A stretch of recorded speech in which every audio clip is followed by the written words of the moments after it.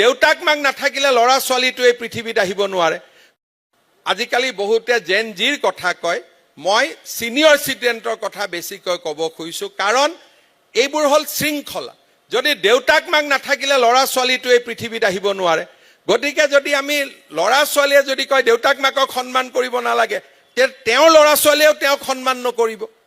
এই যিটো আমাৰ শৃংখল, আমাৰ ভাৰতৰ সভ্যতা সংস্কৃতিৰ যিটো আমাৰ শৃংখল, যে ল'ৰা ছোৱালীক মৰম কৰিম, দেউতাক মাক সন্মান কৰিম, এই যিটো আমাৰ চিন্তাধাৰা, এই চিন্তাধাৰাটো আমাৰ কামে কাজে ৰিফ্লেকশ্যন হ'ব লাগে।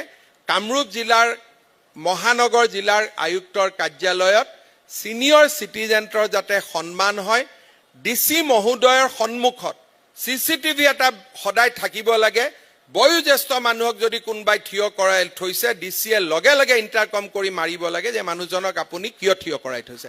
কাম নোহোৱাত আপত্তি নাই, কামটোতো চব কাম হ'ব নোৱাৰে। কোনোবা এজন মানুহে আহি ক'লে বাবা মোক এটা 4th গ্ৰেড চাকৰি দিয়ক, মই কেনেকৈ চাকৰি দিম এডিআৰি নোহোৱাকৈ? না বুলি কোৱাত কোনো আপত্তি নাই, কিন্তু নাটো আমি এনেকৈ ক'ব লাগিব যাতে মানুহজনে মনত আঘাত নাপায়, মানুহজনে মনত কষ্ট নাপায়। এই ধৰণৰ চিন্তা চৰ্চাবিলাক আমি কৰিব লাগিব, তাৰ কাৰণে এই কামবিলাক আমি কৰি গৈ আছোঁ।